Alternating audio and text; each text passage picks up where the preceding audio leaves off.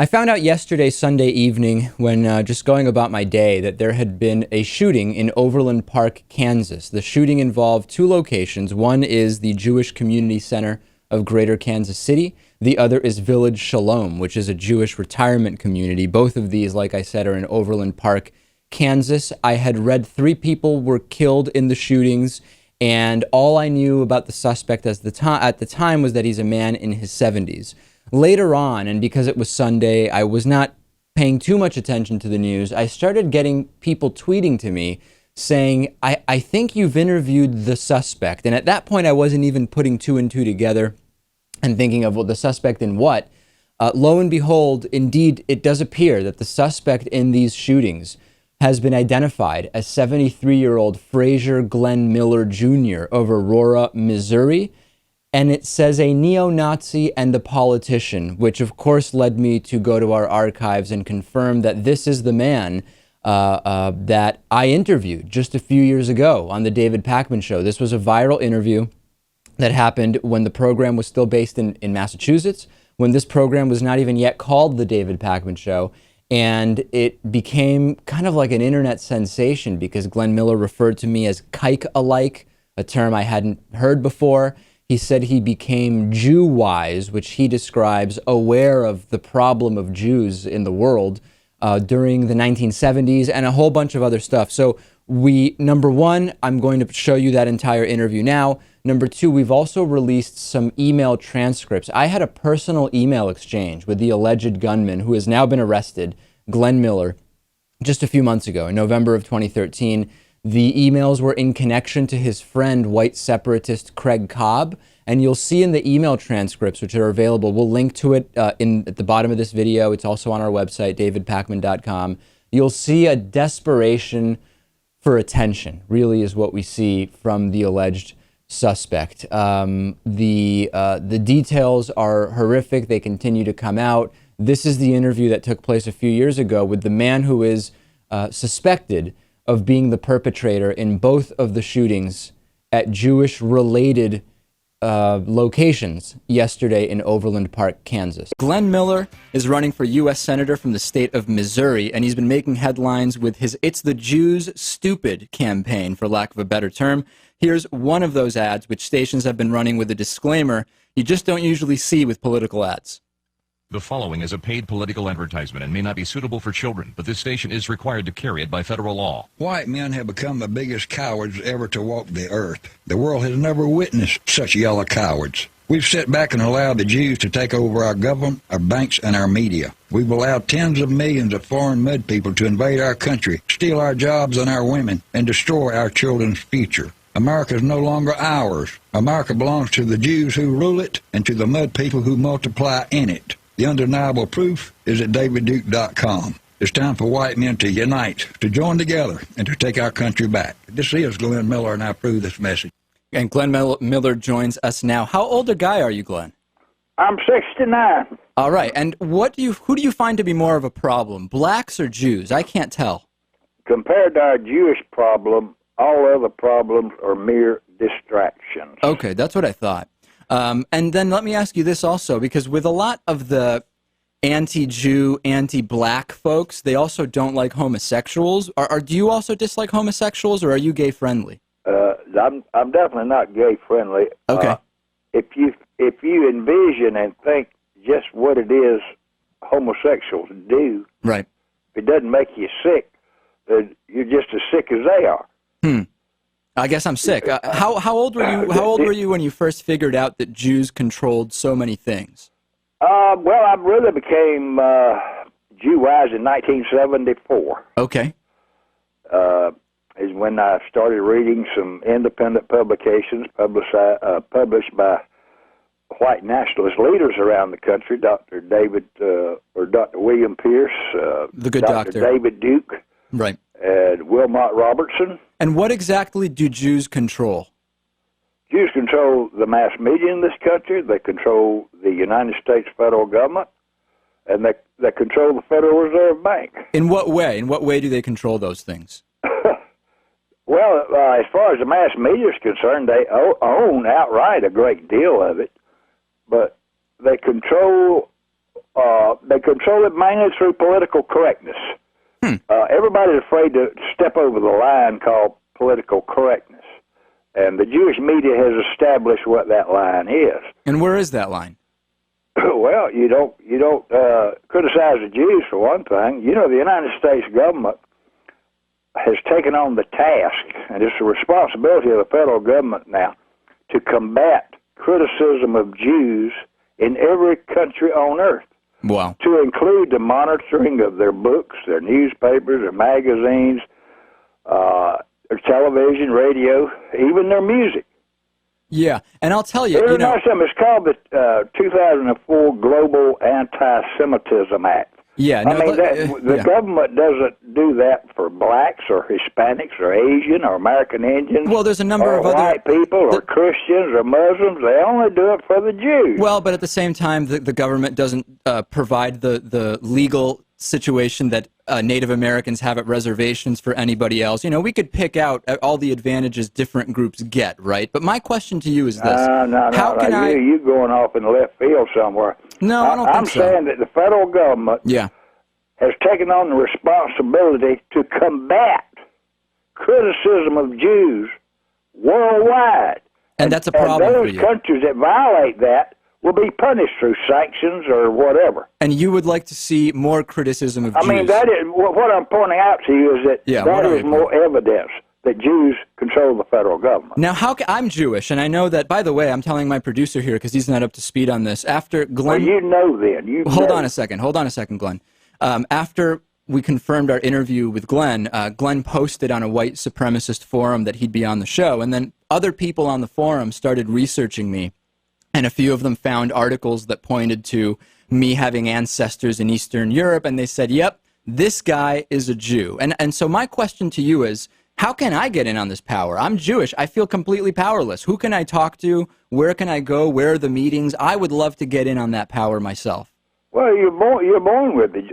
All the big Jews discriminate in favor of other Jews. That's why there's so many Jews in the mass media, for example. But why am I why there's so many Jews in the federal government? But I'm powerless. Where can I? Where are they meeting? You're not powerless. You got your own damn radio show. You own 70 radio stations. You call that powerless? Believe me, I have no power. Yeah, right. That's what Howard Stern said, and he's a Jew liar just like you are. Well, I'm not lying. I'm just telling you I don't know where the meetings are. Well, you're insulting the intelligence of your listeners when you say you have no power, but yet you speak on 70 radio stations. Yeah, but a lot of those stations are really small. You still have power. Okay, let's talk about Glenn. Patrick Buchanan. You familiar with Patrick Buchanan? How could I not be? He refers to the United States Congress as Israel's Amen Corner, and to Capitol Hill let me stop as you right there. Israeli-occupied territory. Patrick Buchanan, he's a great man. He's a great historian. He's one of the very few journalists that has the courage to speak out against Jewish domination of the country. Let's not talk about... I want to focus on your history because, again, you are running for Senate in Missouri. You believe that you have a chance to win? Oh, yes, absolutely. There's a lot of changes that have occurred in the last few years that make it possible for a radical politician like me to win elections. Tell us. Let's go. White people out there. Let me tell you. Well, no. Let's go through it. Let's talk about your arrest in 1987. Was that a felony? Oh, you go attack me personally. No. You can't debate the facts with me, so you're gonna. That's very Kike-like. Glenn, hold on. Let's calm down. What I want to do is just set your background because we need to know the background. Yeah, was that a felony or a misdemeanor? Oh, felony. It was a felony. So I'm a convicted felon, and I'm proud of it, by the way. How many U.S. senators now are convicted felons? I couldn't care less. I wish there more of them were, because then it would show that they had some guts at one time in their life. Well, most of them get convicted as felons after their time in Congress, is what I've noticed. Usually they don't go in as convicted felons, but many come out that way, right? Well, if I had my way, they'd all be in jail right now for treason, if not hung from a sturdy oak tree. Were Jews dominate, own virtually every one of them. Ron Paul is the only independent politician representative in Washington. Were Jews responsible for your arrest? No, I don't think so. Okay, good. That's good at least. They were responsible for my conviction that prompted me to go underground and declare war on the son of a bitches. So Jews convicted you? Yes. Okay. But who committed... Morris D is mainly, he's a Jew that But who committed... runs the Southern Poverty Law Center. I'm sure you're familiar with him. And who committed the crime, though? Which specific crime are you referring? The one you were convicted of. Well, I committed that, sure. Okay, just making sure we're straight. Convicted of declaring war on the federal government and possession of illegal weapons. So, given the overwhelming Jewish control of the media, how can you explain the incredible success of Pat Robertson's 700 Club and the Christian Broadcasting Network? Wouldn't Jews who control the media just pull Pat right off? I'm glad you asked that question. Good. Pat Buchanan is the biggest Israeli bootlicker on the planet, one of the biggest ones. The way he maintains his empire. Pat Buchanan, you mean Pat Robertson. You mean Pat Robertson. Let me finish answering your question. The Well, way he keeps all that is to kiss up and promote wars for Israel. He's a warmonger, a neocon, and he advocates for the nuclear annihilation of millions of black and brown people in the Middle East. John Hagee's another one. He's even more fervent. But hold on a second. Israel gave John Hagee a brand new jet Okay, as a reward for his promotion. I'm trying to get out of the weeds. Let's not get into the weeds here. Hold on a second. Well, you asked me a question, I answered it. My question, though, is wouldn't Jews just pull Christian programming off the air if they had all that power? No, not at all. Are you kidding? No, I'm serious. Christians in the United States, particularly Southern Christians, are the biggest proponents of wars in the Middle East among all the demographic groups in the country. Okay. They believe Jews are God's chosen people, and they have to support Jew wars and protect Israel at all costs, even at the cost of nuclear annihilation of the world. Let me remind... That is their mindsets right now. Let me remind our audience... Of Christians. Let me remind our audience we're speaking with Glenn Miller, who is running for U.S. Senator in the state of Missouri. Do you personally dislike me? So, like, could we get along even though I'm Jewish and you hate Jews? Like, do you have anything personal against me, or how does that work? Yes. I hate all Jews. Okay. And I'll tell you why. For me to say out of the one corner of my mouth that I didn't hate all Jews, and then out of the other corner of my mouth say that Jews caused the deliberate murders of over 300 million of my people during the 20th century alone. Right. Okay. Of course I hate you. But what have my hate. What have I done personally? I hate all Jews. Okay. What have I done personally to you, though? It doesn't matter. Okay, so it's just a general hatred. I gotcha. Yeah, well, like the general hatred against the Germans. You know, Germans are blamed collectively because of the alleged so-called Holocaust. Right. Which did the Holocaust happen? All white people are blamed collectively for slavery in America and the taking of land from American Indians. All white people are blamed for that. Would we be better off? You tell me I shouldn't blame all Jews for deliberately killing 300 million of my people during the 20th century, which is easily proven. You say you're double standard. Double standards or something. That means you're biased in favor of your own people, and I don't fault you for that. Why hasn't there been a Jewish president? It would be too obvious, wouldn't it? It would be. It's too far. It would be a little too obvious. That would make the jig come up. Okay. All right. Fair enough. And what do you think of the teabaggers? Do you like that third party? I'm still, school's still out on them. I'm still studying. They're a new movement. Yeah. I'm watching them closely. I suspect, however, they'll be infiltrated by the Jews and therefore led into defeat. Do you think the U.S. would be better off today if Hitler had succeeded? Oh, absolutely. The whole world would. Wow. Not only white people, but the entire Gentile population of the world. Wow. Look at all the wars. Look at all the hundreds of millions of people that have died during and after World War II. Hitler would have prevented all that. Hitler would have created a paradise on earth, particularly for white people. But he would have been fair to other people as well. If you read his book, it's sad I wouldn't have been around to see it. What about other minorities? I mean, the truth of the matter is, Hitler was a great man. He's the most lied about man in history. And the Germans were the most humane combatants of World War II. Of course. Truth be known. There was no one who treated the Jews better than the Germans during World War II. Well, Jews weren't the only people who suffered in World War II. There was dozens, hundreds of ethnic groups who suffered in World War II. All you're concerned about is Jews, and I understand why, because you're a Jew. I'm concerned about everybody. What about going back to slavery in the U.S.? Would it be good if blacks and Hispanics were still enslaved in the U.S.? Oh, absolutely not. I don't favor slavery. You know, there are 10 times more slaves in Africa as we speak than at the height of American slavery in 1861. So you don't want slavery? Blacks should be concerned about the present slavery in Africa, where there's 39 million, according to Amnesty International, rather than harping on something that happened 160-something years ago. Who's the greatest black man, in your opinion? Louis Farrakhan, by far. Right. And what about... I have a great deal of admiration, not only for Louis Farrakhan, but all black Muslims and Muslims in the Middle East, the president of Iran. And how... Ahmadinejad is a great man. But he's not black, is he? No, he's a dark-skinned fella, but he has guts, and he tells the truth about the Jews.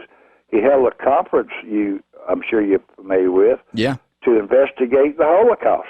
If a Jew accepts Jesus, are they okay in your book? Jews for Jesus. You could probably count them on one hand, and they're lying. So, did you know it's a criminal offense in Israel for Christians to give Jews a gift of a Bible or to preach Christianity to Jews in Israel? It's a 5-year prison sentence potentially. Right. Right. You don't deny that, do you? I want to focus on the Senate candidacy of Glenn Miller. What would be, if you were elected, what would be your first act as senator? My first act, and I've proclaimed this in a recent platform publication I just published, and that is I'm going to meet with black, Asian, Hispanic, American Indians, and white leaders, and civil rights leaders and representatives, and sit down and have a talk with them and tell them point blank, all I want is to free white people from Jewish bondage and to save the white race from extinction. And I will work with you people in any way I can. I'll give you anything if you will help me achieve that. And I'll tell you, the other Gentiles, black, Hispanic, Asian, they don't like being ruled by Jews any more than we do. Hey, you're telling me. And we're going to form a coalition of Gentiles to more evenly distribute the power in this country.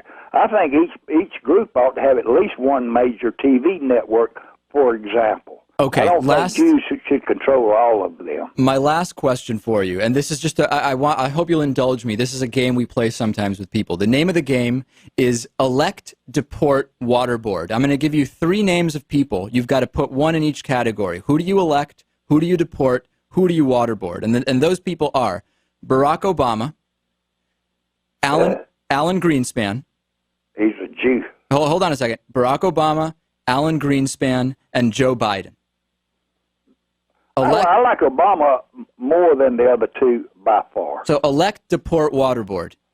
Elect Obama. Elect Obama, okay. Deport Greenspan. Okay. And waterboard Biden. Well, you've said it all. Glenn Miller is a candidate for Missouri, U.S. Senator for Missouri. Hey, I'm just starting having fun. You going to quit on me now? We're just out of time, and I'm disappointed that you hate me because I was looking so forward to being friends. I don't believe you've got the guts to broadcast this interview. You're going to trash can it. There's no chance, my friend Glenn. We will broadcast this. I'd be willing to bet money you do. Let's put a little money on it. Let's bet. Well, I don't have it. All right, and I certainly hope nobody's contributing to that campaign of yours, I'll tell you. Thank you, Glenn Miller, for coming on. We'll talk soon, maybe, if you get elected.